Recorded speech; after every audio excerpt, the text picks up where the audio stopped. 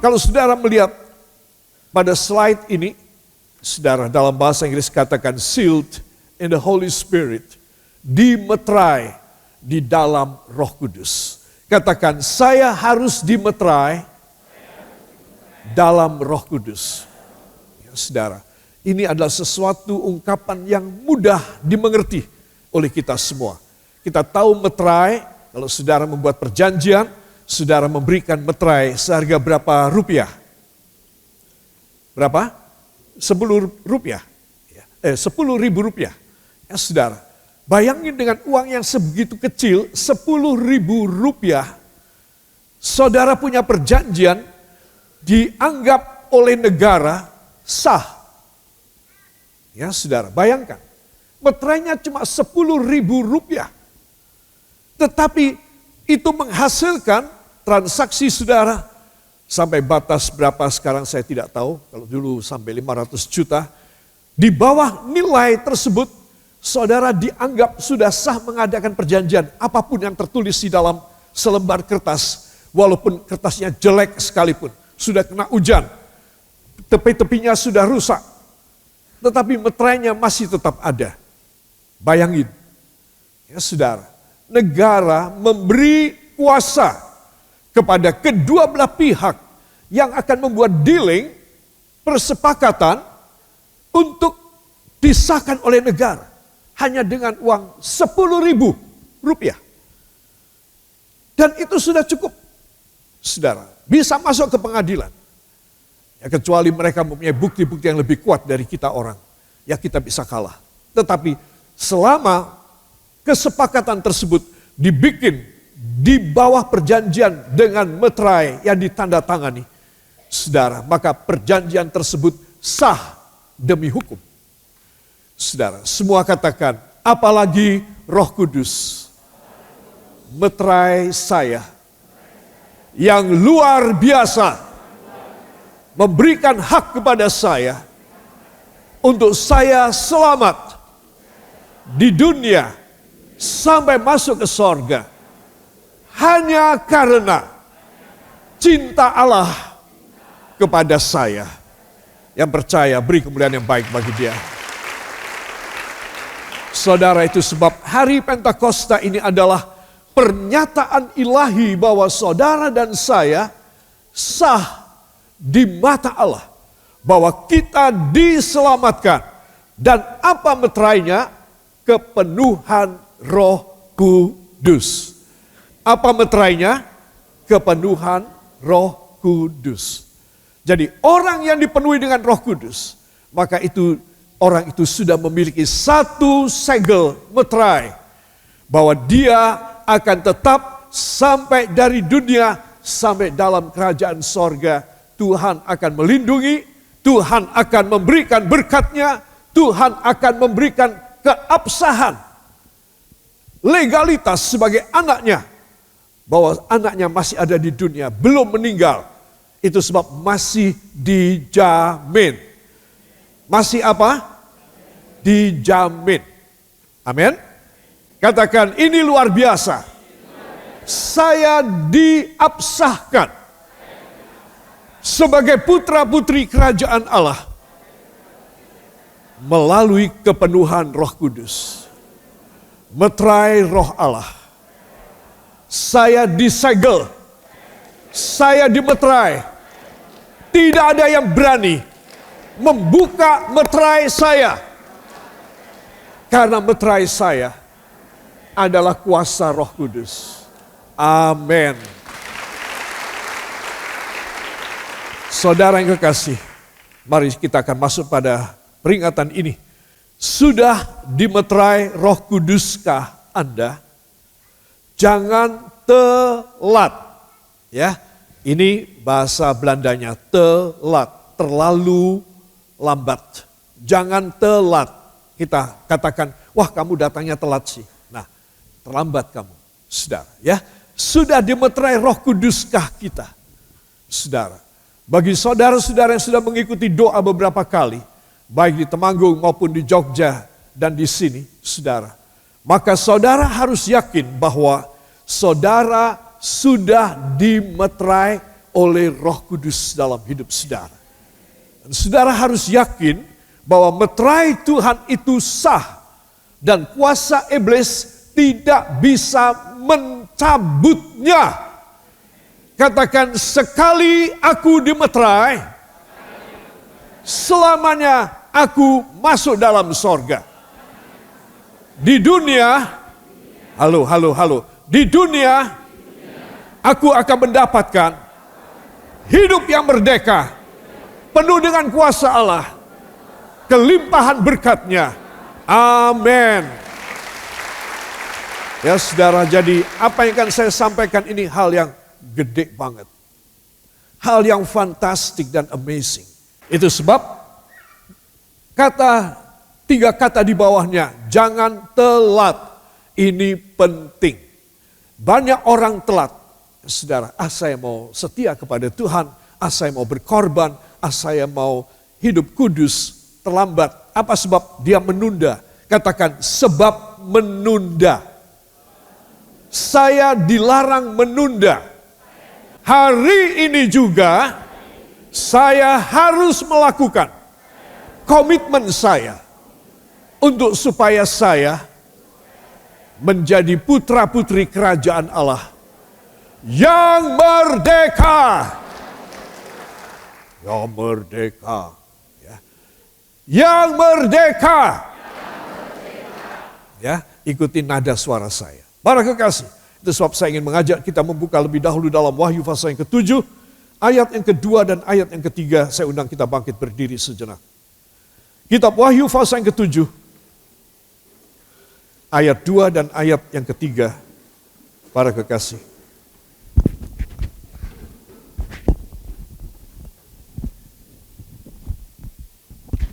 Dan ini penting sekali. Wahyu pasal yang ke-7 ayat 2 dan ayat 3 kita baca dari judulnya. Baik, dari ayat 1 sampai ayat 3 ya. Kita mulai dari judulnya. 1, 2. Orang-orang yang dimeteraikan dari bangsa Israel. Kemudian daripada itu, aku melihat 4 malaikat berdiri pada keempat penjuru bumi. Dan mereka menahan keempat angin bumi, supaya jangan ada angin bertiup di darat, atau di laut, atau di pohon-pohon. Dan aku melihat seorang malaikat lain muncul dari tempat matahari terbit. Ia membawa meterai Allah yang hidup, dan ia berseru dengan suara nyaring kepada keempat malaikat yang ditugaskan untuk merusakkan bumi dan laut. Katanya, janganlah merusakkan bumi atau laut atau pohon-pohon sebelum kami memeteraikan hamba-hamba Allah kami pada dahi mereka. Amin. Katakan, pada dahi saya harus ada meterai itu, supaya saya tidak dirusakkan oleh hukuman Allah. Amin. Beri tepuk tangan bagi dia. Haleluya. Silakan duduk kembali. Saudara, betapa jelas apa yang kita baca barusan, bahwa Tuhan mengutus 4 malaikat, pasti 4 malaikat yang mendapat kuasa besar untuk memegang angin pada 4 mata angin, selatan, utara, timur, barat, supaya tidak ada angin bertiup. Saudara, saya tidak tahu bagaimana kalau tidak ada angin bertiup. Saudara, pada waktu itu terjadi sesuatu kegoncangan, ya, pohon-pohon rebah, gunung-gunung juga, lautan, air, tsunami di mana-mana. Kita bisa stabil, kita bisa melihat pohon tetap tegak, kita bisa melihat bangunan menara bisa tetap tinggi, tetap tegak. Saudara, laut yang teduh, danau yang biasa, karena ada angin. Angin ini dibutuhkan untuk mengantisipasi rotasi bumi pada porosnya. Terus bumi ini berputar. Dan itu sebab harus ada angin ngikutin dia. Maka semua akan stabil, semua akan tetap berdiri. Saudara, kalau tidak ada angin dan angin ditahan oleh 4 malaikat, ini bakal terjadi. Ya, ini bakal terjadi. Maka apa yang terjadi? Kerusakan yang dahsyat. Tetapi belum pembunuhan, kebinasaan pada manusia, belum. Tetapi keberantakan yang luar biasa terjadi. Saudara, akibat angin di stop oleh Allah. 4 malaikat menjaga 4 mata angin. Supaya tidak ada angin yang bertiup. Saudara, kita membacanya supaya tidak ada angin bertiup. Wah, teduh ya. Ya tenang ya berarti. Tidak. Kalau saudara belajar geologi dan saudara belajar tentang ilmu falak, saudara, itu berarti apa? Itu berarti dunia kacau berantakan. Saudara, karena angin ditahan, nggak ada angin. Saudara, dan inilah yang bakal terjadi karena beberapa waktu, beberapa menit atau beberapa jam kemudian, setelah kerusakan-kerusakan tersebut, saudara, baru ada hukuman bagi dunia.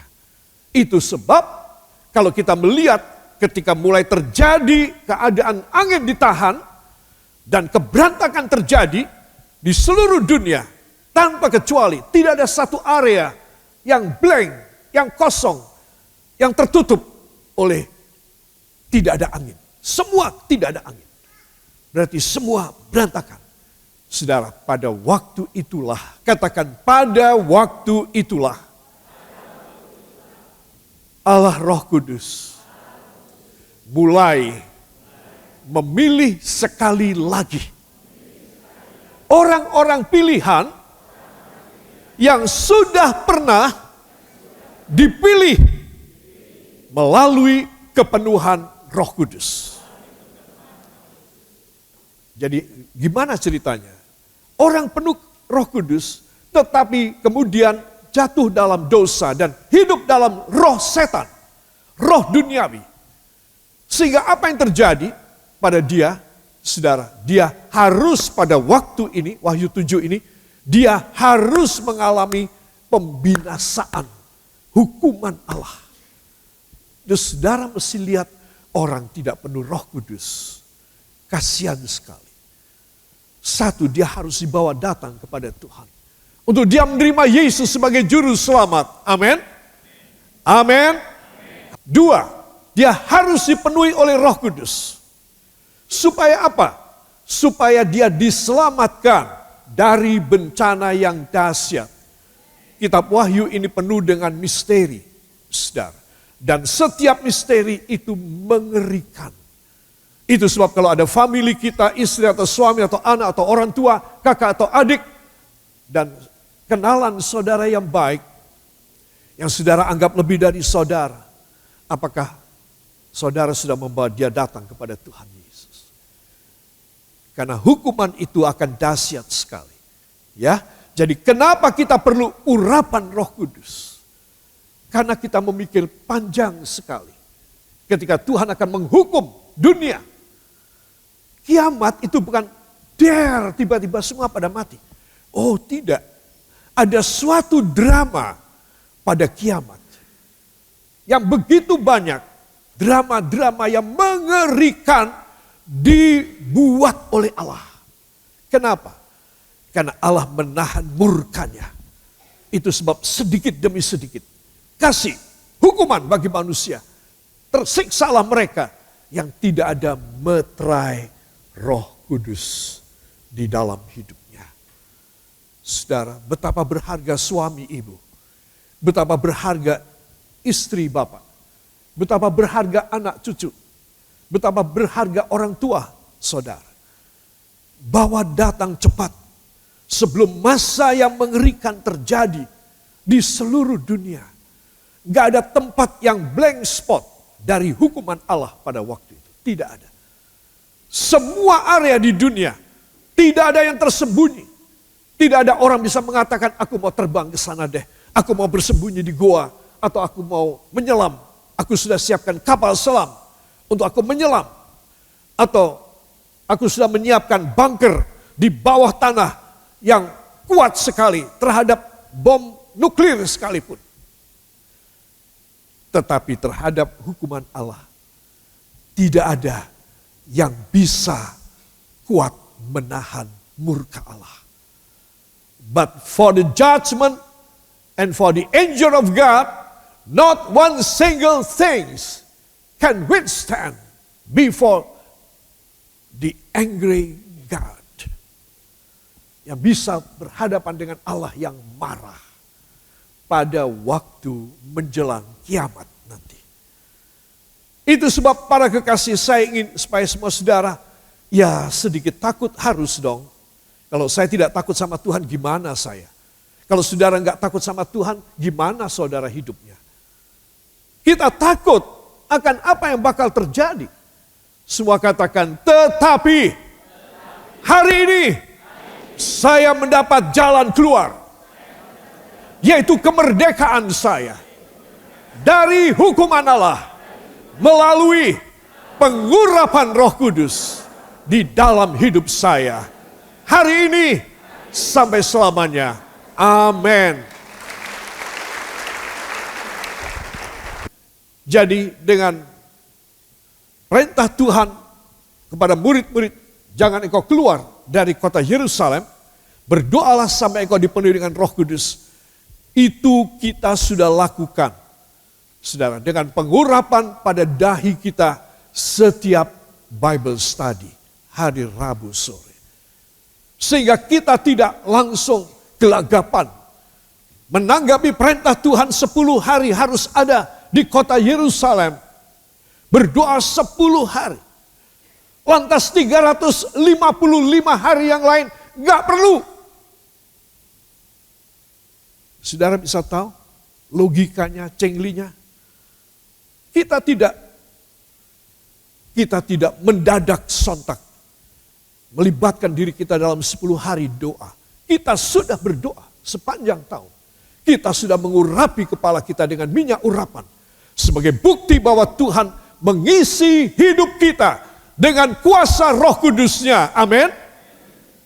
We here in Kristus Penebus Churches, every Bible study at Wednesday, we give the oil on our forehead as an anointing of the Holy Spirit. Every Wednesday. That's why in the span of time of 10 days that Jesus Christ have already spoken and command to all the students, all the prophets, and all the disciples of him to stay in Jerusalem for 10 days. We have done it the whole year. Jadi kita sudah melakukan itu setiap kali kita mengurapi dahi kita. Itu sesuatu yang besar terjadi. Itu sebab saya yakin saudara-saudara yang setia datang pada hari Rabu dalam Bible study, saudara itu sedang merefresh setiap kali, menyegarkan urapan itu kembali. Karena tidak bisa dipungkiri sepanjang minggu kita jatuh dalam dosa, kita melanggar, kita menyakiti hati Tuhan, kita berpikiran jahat dan kriminal pada orang lain. Kita tidak bisa menghindari hal tersebut. Itu sebab setiap kali kita mengurapi minyak di atas dahi kita, kita harus tahu, aku kembali disegarkan, direfresh. Aku direfresh kembali dalam pengurapan Roh Kudus. Amin. Siapa yang mau demikian, beri kemuliaan yang baik bagi dia. Apa yang barusan kita baca, saudara, dalam ayat yang ketiga dari Wahyu pasal yang ke-7, dituliskan demikian, katanya, ya, ini adalah kata daripada penghulu terbesar dari malaikat. Janganlah merusakkan bumi atau laut atau pohon-pohon sebelum kami memeteraikan hamba-hamba Allah kami pada dahi mereka. Jadi betul enggak kita setiap Rabu kita mengoles pada dahi kita, betul apa tidak? Betul, pada dahi kita. Kenapa di dahi? Kita tahu pada balik dari tempurung kita yang kuat. Dan saudara mesti tahu tempurung kepala manusia yang paling kuat ada di dahi. Ini paling tebal, paling kuat. Saudara, dia melindungi otak besar. Di balik otak besar ada batang otak dan ada otak kecil yang menjadi pusat kontrol dan komando semua pada otak besar kita. Ini tempurung sangat kuat, saudara. Nah, Tuhan ingin supaya Tuhan dengan urapan kuasa rohnya membersihkan apa yang ada di balik, di dalam tempurung kita, yaitu pada otak kita. Ya, saudara. Nah, di sini orang-orang pilihan sekali lagi diurapi pada dahinya. Karena mereka bakal masuk dalam keselamatan Tuhan. Keselamatan Tuhan. Keselamatan Tuhan. Para kekasih perhatikan ya. Jadi ada perintah untuk supaya malaikat yang mengendalikan angin tetap di stop angin itu. Sampai Tuhan mengurapi dahi dari orang yang dipilih sekali lagi. Hebat, Tuhan itu tidak sembrono. Tidak mau yang enak aja. Tuhan itu adalah Allah yang prudence, Allah yang teliti dan Allah yang pintar sekali. Sudah pernah dipilih, masih mau dipilih sekali lagi. Dengan memberikan pengurapan yang kedua. Yang Tuhan akan mengurapi sendiri. Itu sebab anak-anak Tuhan perhatikan, hari Pentakosta ini hari yang besar. Yang kita harus alami kuasanya. Katakan, yang saya harus mengalami kuasanya. Bukan sekedar pengetahuan. Beri tepuk tangan bagi dia. Saudara, ini yang tadi kita baca ya. Di dalam Alkitab bahasa Inggris katakan, hurt not the earth, till we have sealed the servants of God in their forehead. Jangan engkau menyiksa dunia lebih dulu. Sudah berantakan dunia itu saudara. Tapi yang lebih dahsyat, lebih mengerikan bakal datang. Itu perintah dari Allah. Stop malaikat-malaikat. Engkau yang menyetop angin. Jangan dilanjutkan dengan kengerian berikut. Stop dulu. Allah mau memberikan pengurapan selanjutnya yang terakhir kepada kaum pilihannya. Sampai Allah mengurapi dan memeterai di dahi mereka. Katakan, sampai Tuhan memeterai saya. Hari ini di dahi saya. Saya akan tetap ada di hadiratnya. Saya tidak akan mengalami penderitaan dan penyiksaan seperti yang tersebut di dalam kitab Wahyu. Karena saya selalu diurapi, kepala saya dimeterai dengan Allah Roh Kudus dalam nama Yesus. Amin. Ya, kira-kira ilustrasi pelukis adalah seperti itu ya saudara. Kepalanya dimeterai ya saudara. Dan saya dan saudara pada pagi ini kita juga harus tahu, aku perlu juga dimeterai. Umat Kristus harus dimeterai oleh Roh Kudus untuk berapa tahun? Untuk berapa abad? Untuk berapa milenium? Milenium adalah ribuan tahun, abad ratusan tahun. Saudara, kita harus selamanya ada di dalam pengurapan Roh Kudus. Maka Tuhan melakukan banyak perbuatan ajaib dalam hidup kita semuanya. Percayalah. hidup saudara tidak berharga. Hidup saya tidak berharga bila kita tidak diurapi oleh Roh Kudus. Tapi hidup saya dan hidup saudara akan berharga bila kita diurapi Roh Kudus. Ya, ayo saya undang kita bangkit berdiri semua. Ya.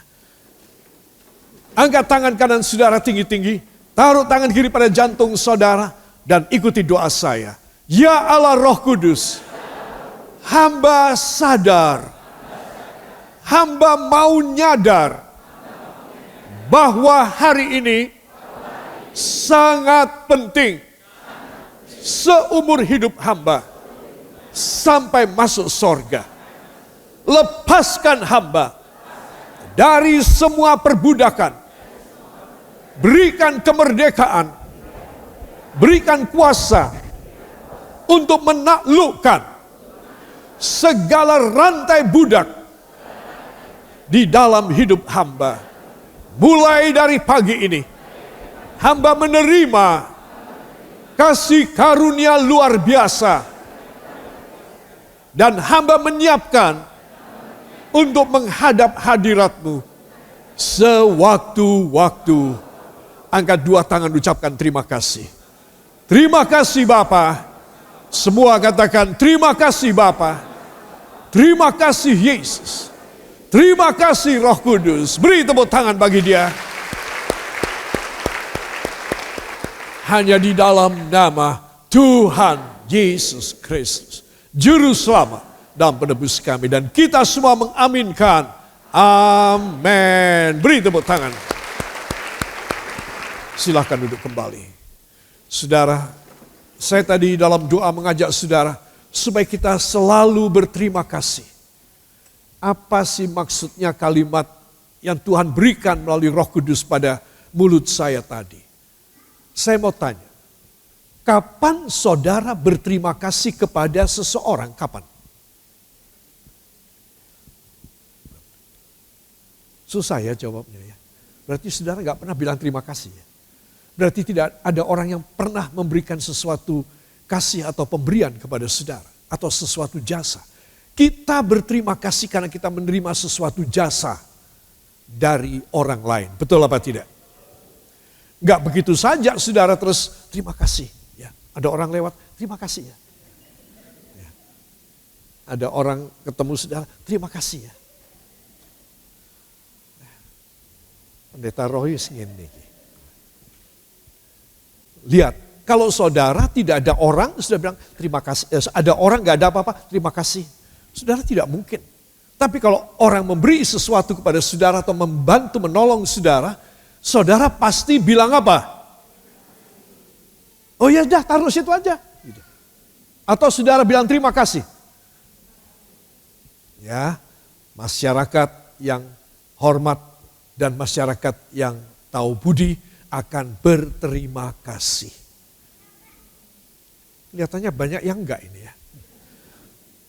Yang setuju beri tepuk tangan bagi Tuhan.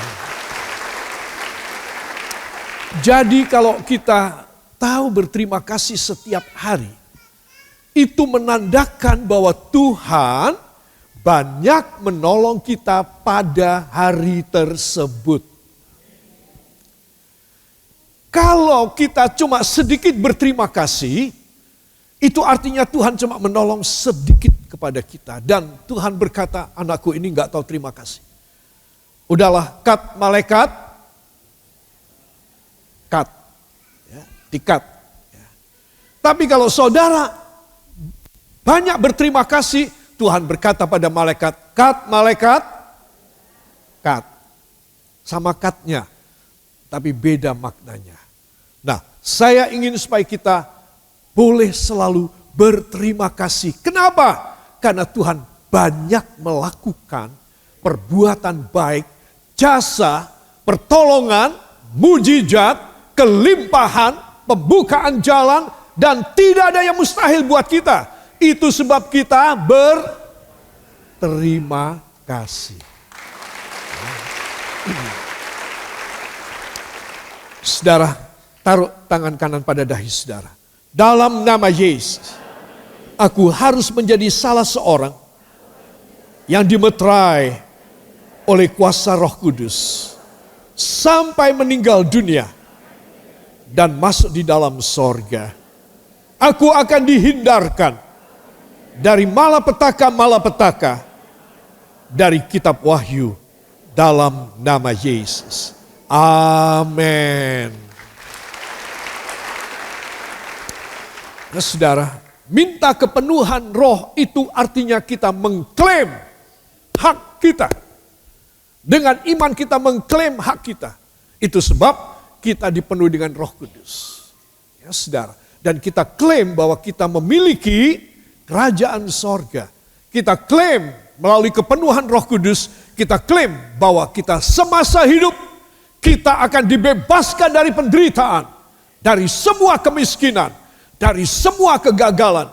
Kita semasa hidup kita berkemenangan dan merdeka.